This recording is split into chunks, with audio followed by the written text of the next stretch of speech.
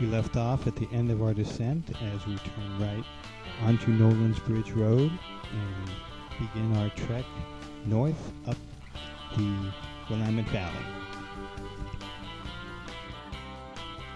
Though lost in the shuffle behind the coast, the mountains, central Oregon, or southern Oregon, this part of the Willamette Valley is absolutely beautiful. You've got a view of the Cascades on the right, and you've got a view of the Coast Range on the left and some beautiful farmland. On a nice day, the wind does blow in your face from the north, so sometimes a little wheel sucking is in order.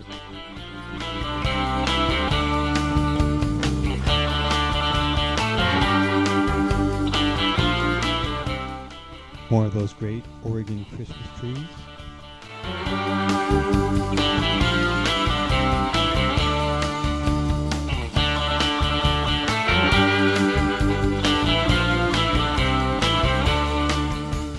Turning left on Schneider Road, we head west for a little bit. To our left is a great view of the Willamette Valley looking south towards Salem.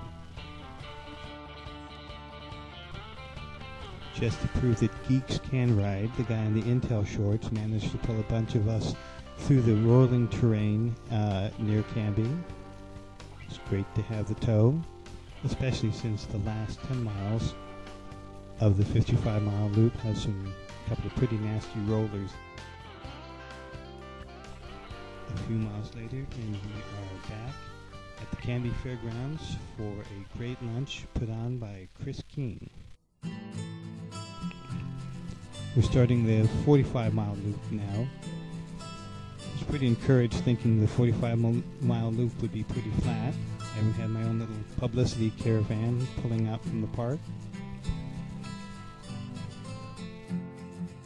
After dropping into the Molalla River Valley, you do get the impression the ride's can be pretty flat, but shortly you face about a 200-foot hill. Normally this hill would not be much of a challenge, but at this point in the ride it just seems to go on forever. There's Fur Point Farms, a little quiet now, but a great place to take the kids for Halloween. Also out here is the Phoenix and Holly Railroad, another great place.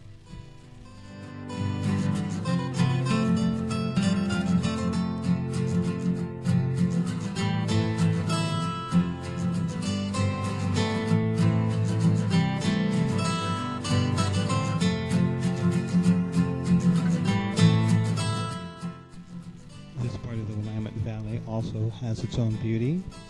The truck farms and nurseries give way to hop farms. There's also wine grapes as we skirt the eastern portion of the Willamette Valley wine producing region. Unlike the first part of the 45-mile loop, this part of the valley becomes pretty rolling. This passes by Shampooey Park, the birthplace of this beautiful state. This is a great place to take the kids. It borders the Willamette River. It's also a great place in the fall to watch meteor showers.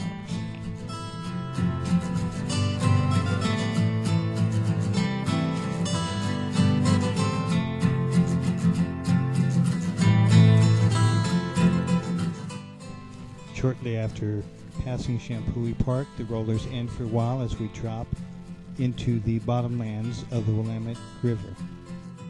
I have to admit I was feeling a little tired at this point, and the scenery seemed more desolate than beautiful. The geography was about to change drastically with a nasty little 200-foot climb out of the bottomlands back up to the prairie.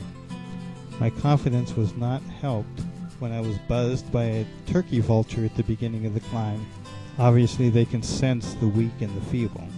Although short, this climb was steep and was a 200-foot out of the saddle sufferfest for me as I inched my way to the top.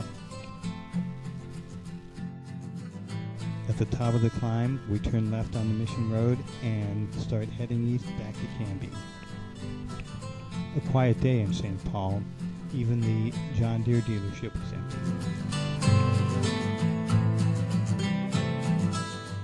Heading east now, we're traveling again through the rolling part of the Willamette Valley, up and down the rollers, some of which are very steep.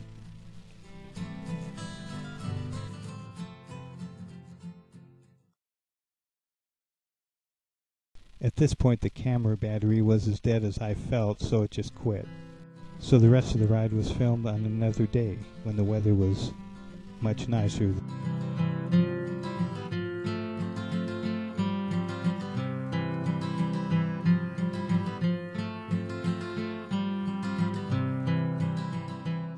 At this point we're on French Prairie heading east with a nice view of the Cascades, with the ride fast and very nearly flat.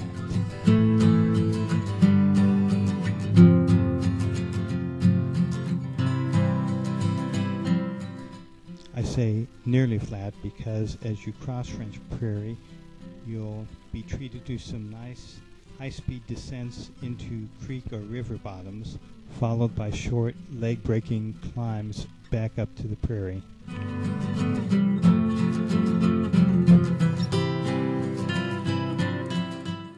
You'll cross about 6 of these as you traverse French Prairie, and depending on how you're feeling, they're either exhilarating breaks from the monotony of a flat ride, or they're tortuous exercises in futility.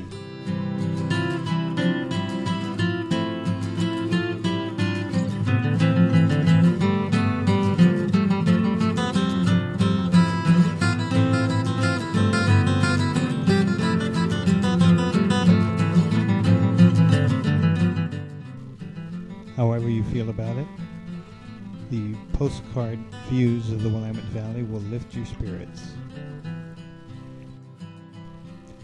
As you pass through the metropolis of Donald, Oregon, you only have about 10 miles left to go to Canby, most of which is flat or gently rolling.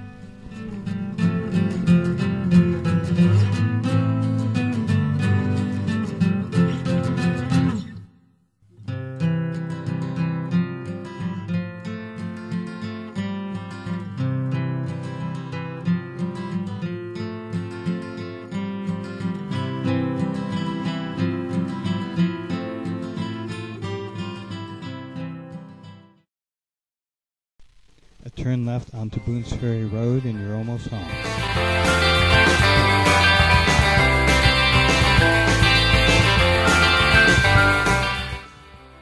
And remember that relentless climb out of the Molalla River Valley at the beginning of the 45-mile loop?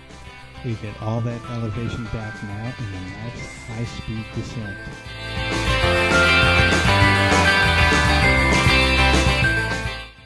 Just a few miles now, crossing the Molalla River Valley with Canby up on the top of that ridge. Notice I said top of the ridge. With 2 miles left to go, you have to crawl your way out of the Molalla River Valley and back up to Canby, as gravity gives you one more quick, sharp kick to the shins. By itself, this is not a bad climb at all, but after 98 miles of riding, it seems absolutely endless. But at the top, you're only a few pedal strokes from home and the end of a fantastic ride. Thank you, Portland Wheelmen, and all of the sponsors for putting on a fantastic event.